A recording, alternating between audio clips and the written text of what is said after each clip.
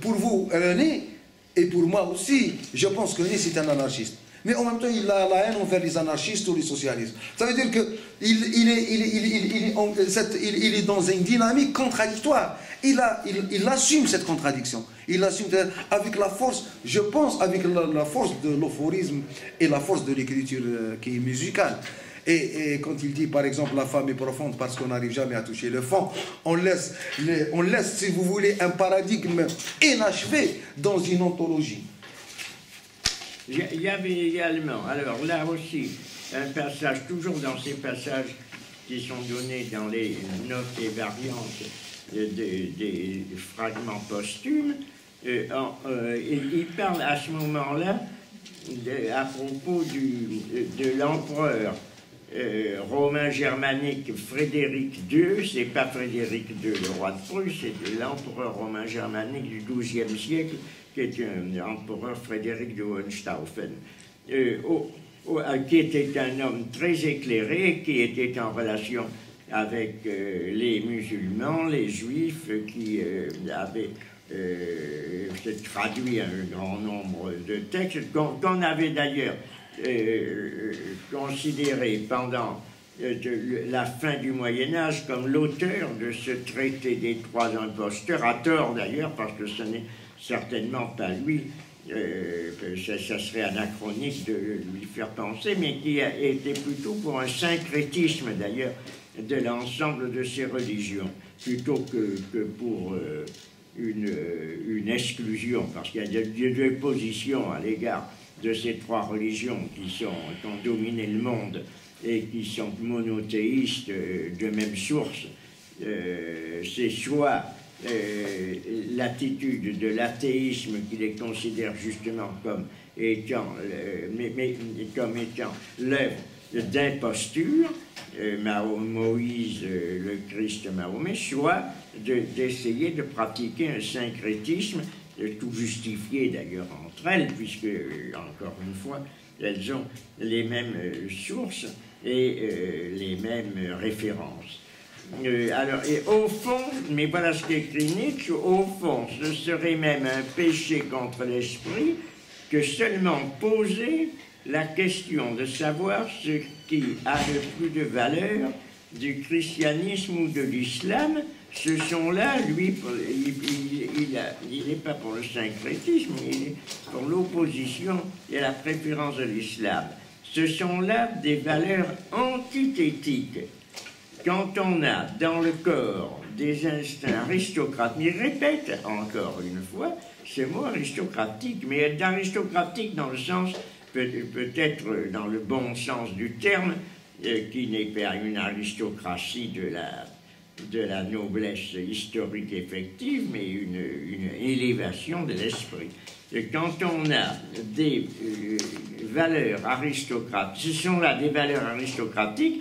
Quand on a dans le corps des instincts aristocratiques, on ne peut choisir autrement que comme le Hohenstaufen, Frédéric II, qui encore une fois n'a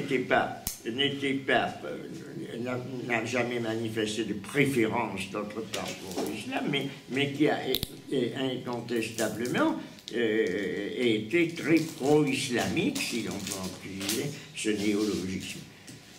Comment peut-on, il continue, comment peut-on seulement poser la question de ce qu'il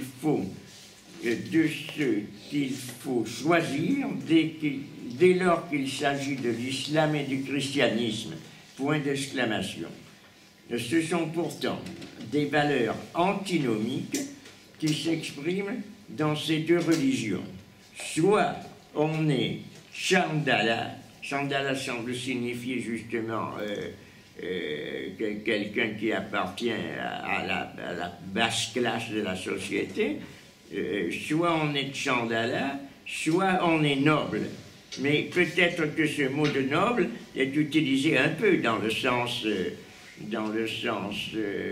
Platon, par exemple, donne à l'idée de noble dans je ne sais plus quel dialogue, dans Théétète, je crois, en parlant d'une âme noble qui ne s'abaisse pas jusqu'à des mauvaises actions ou autre chose. Donc, Ce n'est pas à prendre dans le sens littéral, mais encore une fois, les mots de Nietzsche sont ambigus. Un Allemand noble ne peut sentir autrement que le Hohenstaufen Frédéric II. Guerre contre Rome. Alors là aussi, on pourrait dire, il approuve le djihadisme de la guerre. Mais toutes ces choses-là, dans quoi on peut trouver beaucoup de choses en référence avec des points d'actualité, sont à prendre avec beaucoup de réserve, incontestablement. Oui. Et il cite encore Jacob Burckhardt, La culture de la Renaissance en Italie. C'est ça. Où il parle, en relation d'ailleurs avec ce qu'il vient de dire de la noblesse de l'islam, en approuvant justement ces valeurs pour lesquelles il a de la sympathie et qui sont celles de la force, celles de la violence, celles de la virilité. Bon, il y a aussi beaucoup d'ambiguïté dans ce texte. En fait, il ne s'agit pas, il ne fait pas de doute que César Borgia, qui était le neveu du pape, élu ou non pape à la mort d'Alexandre, avait l'intention de s'assurer les états de l'Église par tous les moyens, et que, après tout, ce qu'il avait commis, il n'aurait pu le faire longtemps en qualité de pape. Si quelqu'un devait séculariser l'État pontifical, c'était bien lui. Il aurait été obligé de le faire pour continuer à régner. Si tout ne nous trompe pas, c'est là la raison de la secrète sympathie avec laquelle Machiavel traite ce grand criminel. Il n'aurait aimé lui-même, d'ailleurs, ce grand criminel pour lesquels, d'ailleurs, lui-même manifeste aussi une sympathie. Et qu'aurait fait son père? Quel conclave il aurait eu si, avec tous les moyens dont il disposait, il s'était fait élire pape par un collège des cardinaux décimé par le poison, et ce, à un moment où il n'y avait pas d'armée française à proximité. L'imagination, à cette hypothèse, voit s'ouvrir des abîmes, c'est-à-dire que l'hypothèse que fait Nietzsche avec une réjouissance explicite, c'est que l'Église de Rome se soit précisément plongée dans cette corruption qui avait ouvert les Borgia et qui aurait créé la destruction de l'Église chrétienne. Donc, c'est dans l'Antéchrist comme étant justement la manifestation de cette décadence, de cette hostilité qu'il peut avoir contre le christianisme, et auquel il oppose justement la grandeur et l'aristocratie au sens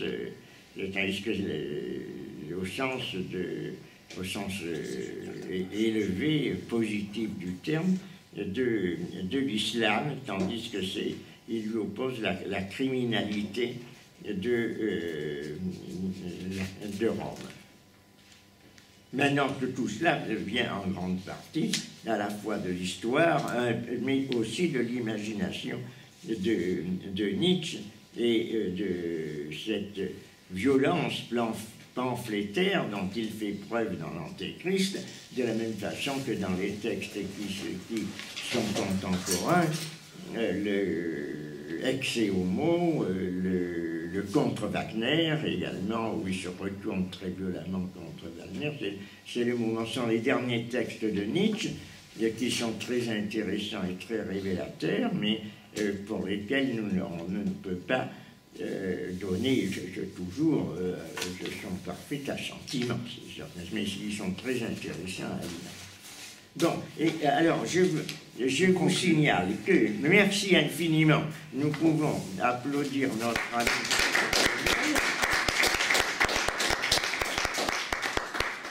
Et je signale que la prochaine fois, c'est-à-dire le 6 février, anniversaire de la date néfaste du 6 février 1934, mais enfin là, ça me pervient, c'est tombé par hasard, il y a Alain Brossat qui va nous entretenir. Là encore aussi, c'est un peu dans le sens nietzschéen, puisqu'il y a une satire relative à l'art, dont j'ignore totalement si cette satire est positive ou non, puisque le mot qu'il utilise aussi peut être pris dans deux sens, les formes prostitutionnelles de l'art contemporain, qui peuvent être laudatifs, comme ça peut être critique. Oui. C'est ça. D'accord. Comment?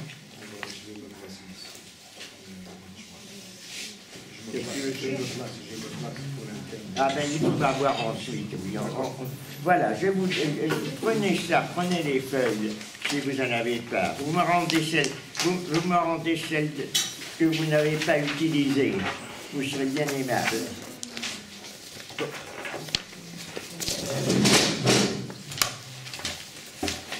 Là, je vous signale, parce que vous pouvez utiliser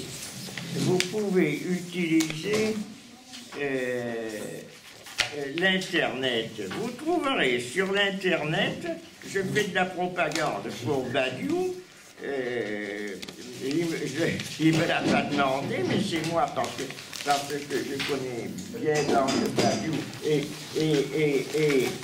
on m'a fait regarder hier un passage là, une conférence qu'il avait faite très intéressante sur l'art contemporain, justement, en Argentine. Vous cherchez Badiou et vous faites à Badiou, mais en le mettant, il faut le mettre en espagnol. El arte contemporaneo en Argentina. Parce que je crois que... Mais c'est pas prononcé en espagnol, c'est traduit en traduction simultanée. Et on voit Badiou qui donne sur l'art contemporain une conférence très claire et très intéressante que je vous recommande parce que ça vous éclaircira un peu les idées dessus. C'est sur YouTube. YouTube. Oui. C'est prononcé. El arte contemporaneo en Argentina.